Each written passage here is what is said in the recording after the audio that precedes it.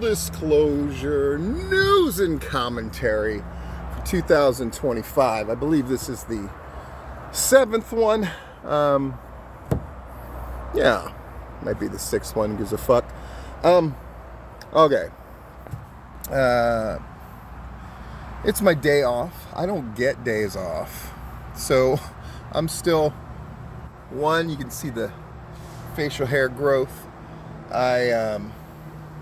Where's my life at? It's in a great place, career-wise. I've decided I can finally stop bouncing some of my restaurant jobs from job to job. I was on this quest to learn as much as I could, to work for as many different kinds of restaurants as I could. I was putting in 80 to 100 hours a week for the last 4 years.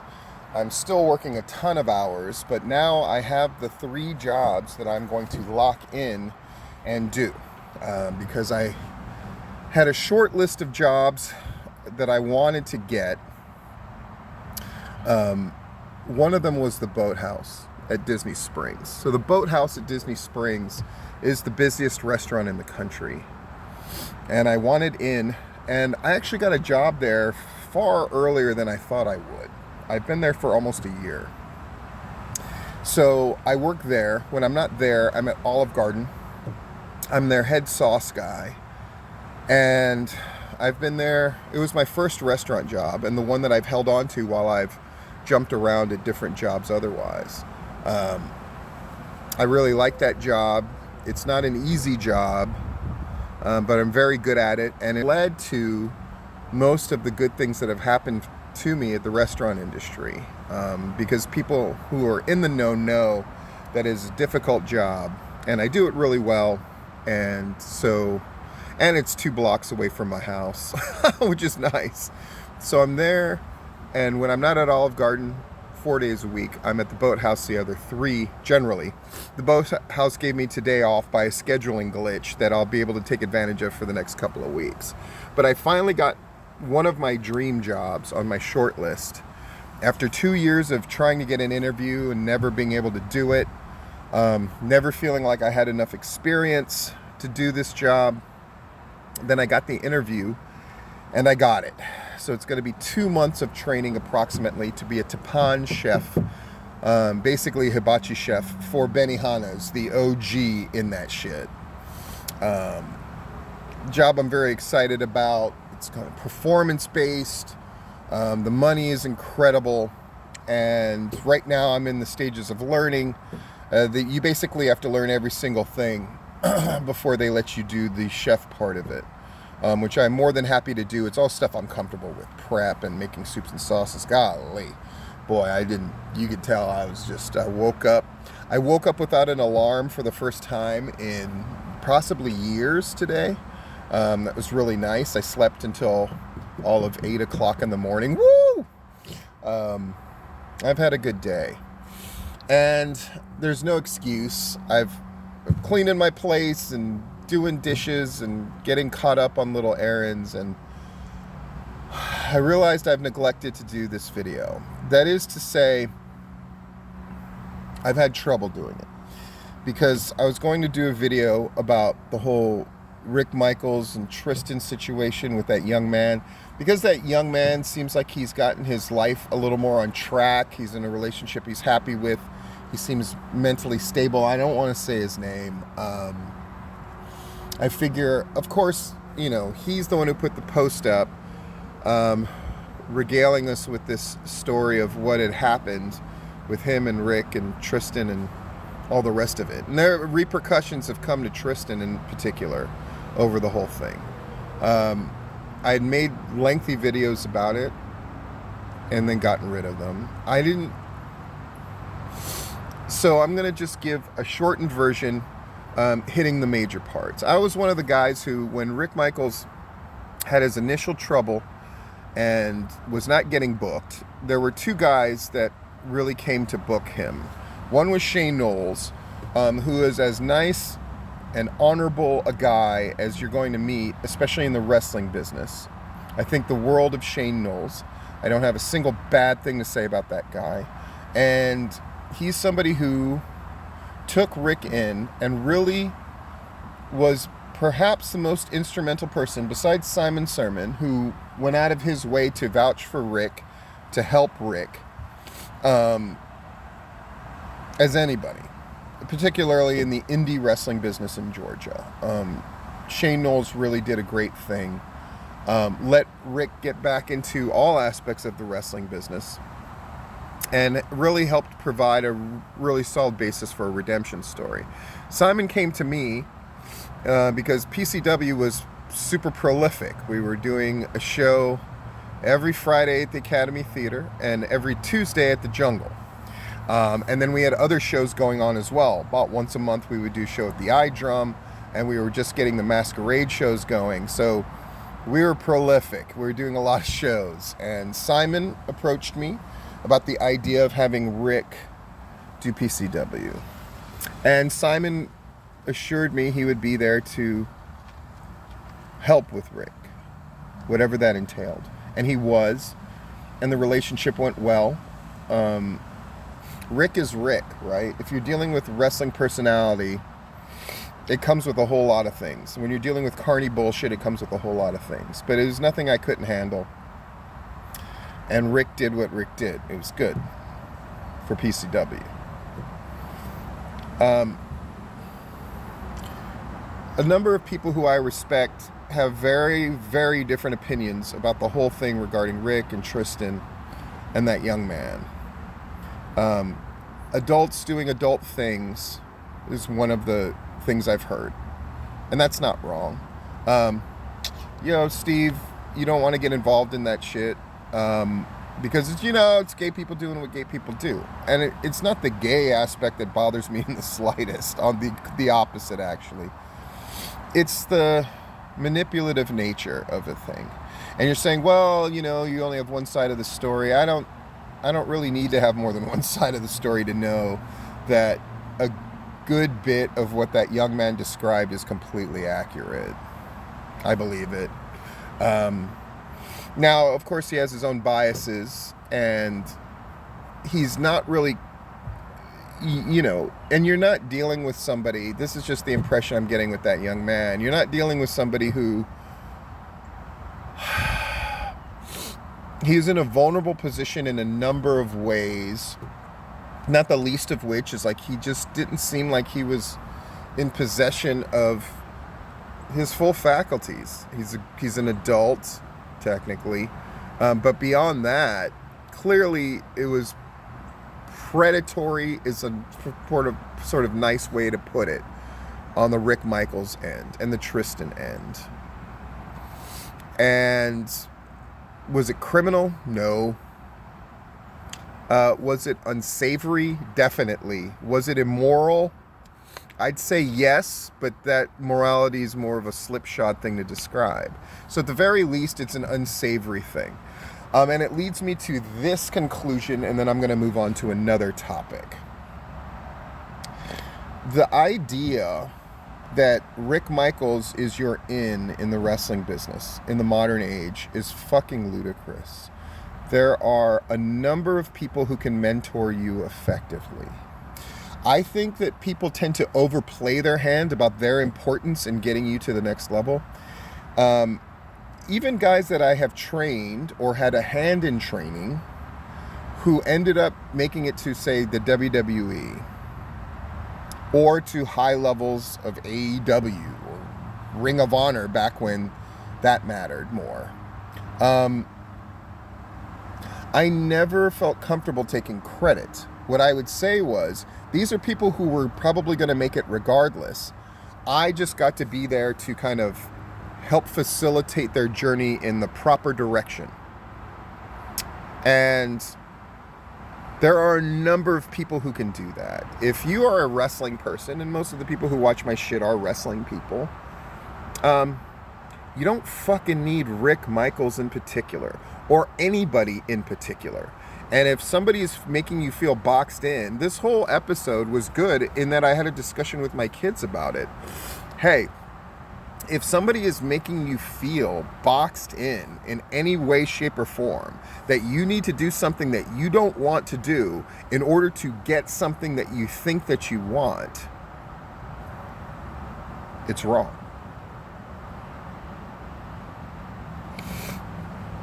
I encourage you to pick your mentors more wisely and know that any relationship, including mentor-mentee or that perception otherwise, can always be broken and severed, and you can start it anew with somebody else.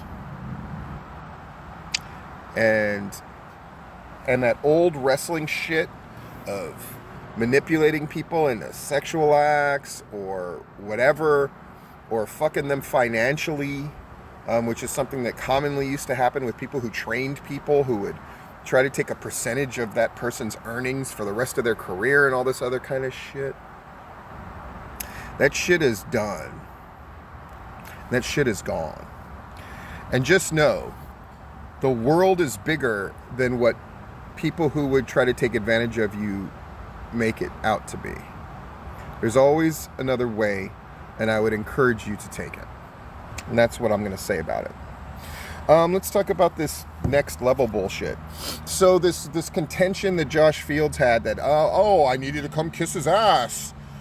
Because kiss my ass because I'm doing so good. They're not doing so fucking good now, are they?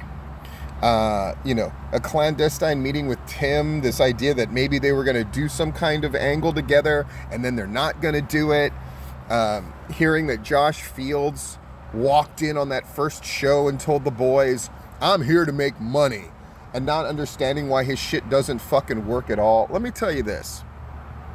Telling people that you're first and foremost in the wrestling business to make money as a promoter says two things. One, it says that you don't really understand how that business works, in that it's fueled with fantasy and passion, right?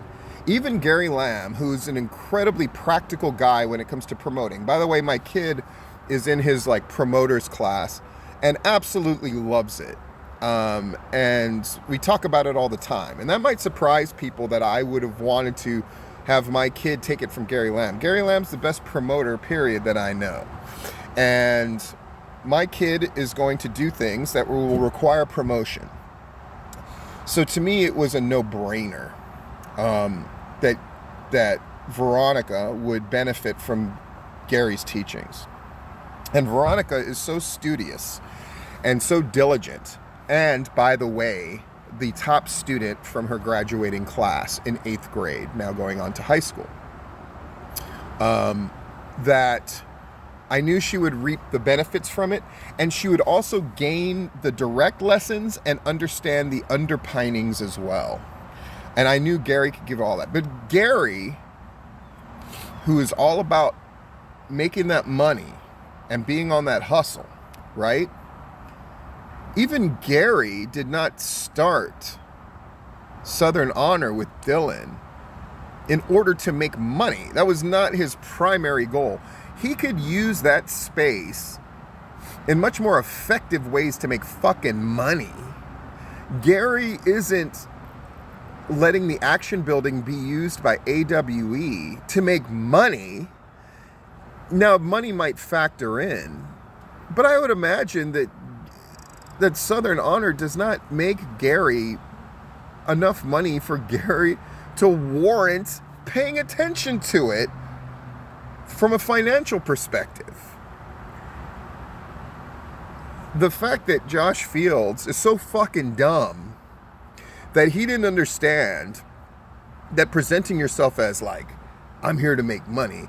One, it's dumb from a perspective of motivating a bunch of wrestlers to buy into a vision, to give their creative energies and their art and their physicality.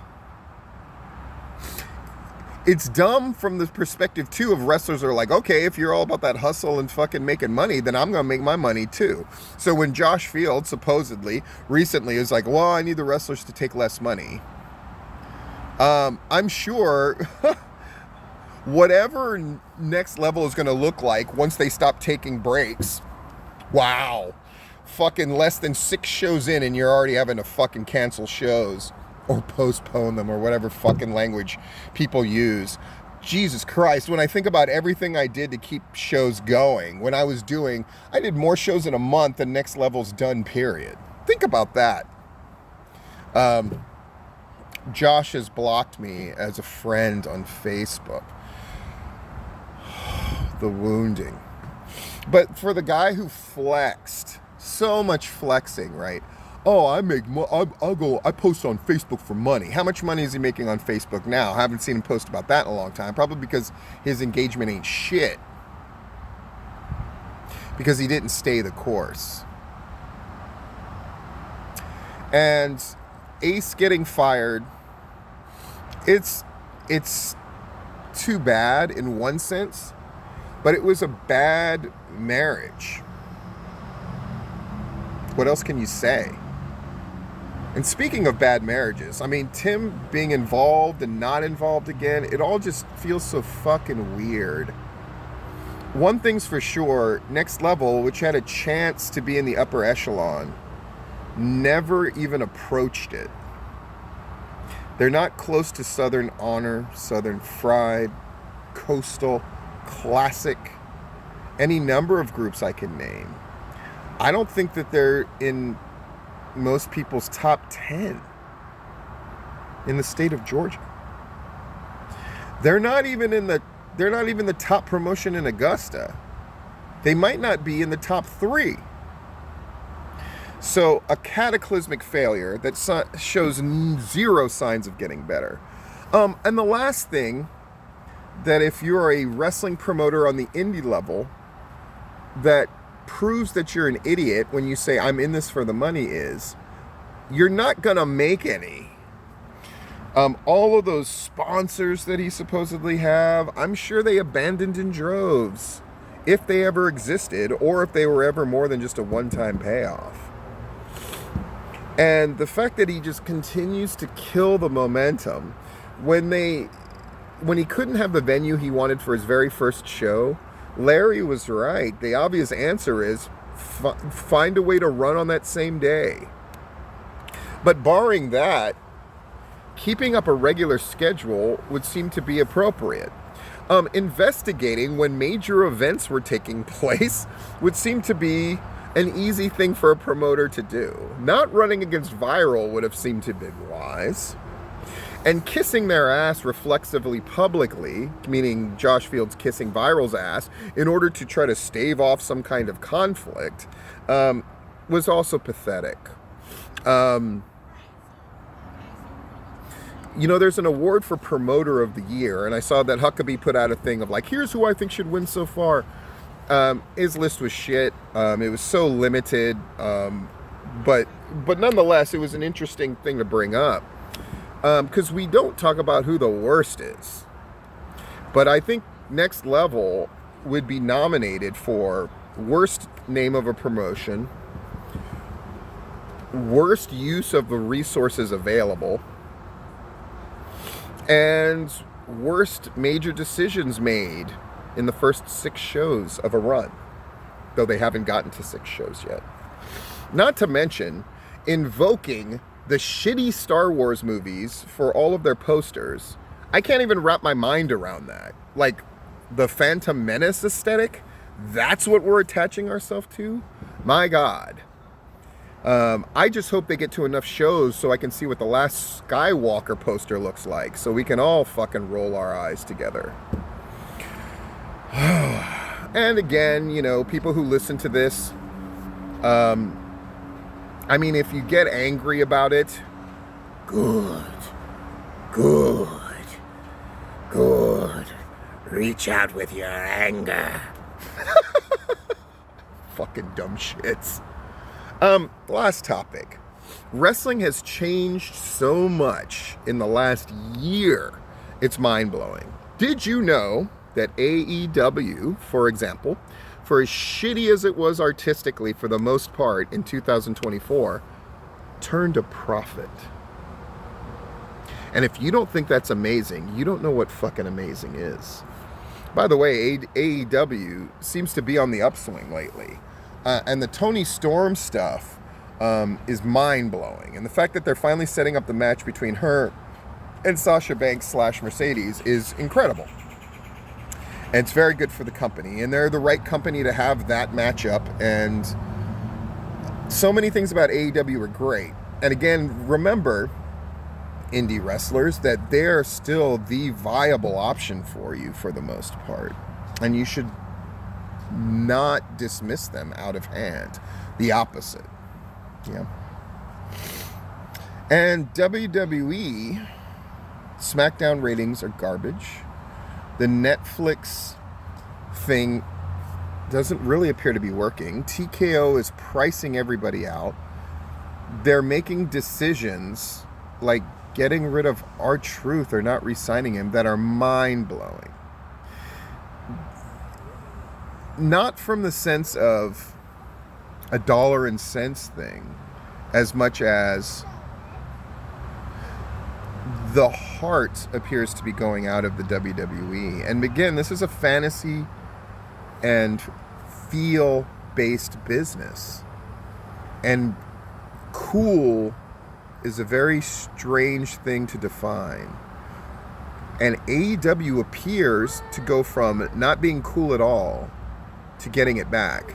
And WWE went from can't do anything right during the beginning stages of COVID to can't do anything wrong a year or two ago. And now it appears that they're fucking up. What this means is nobody's infallible.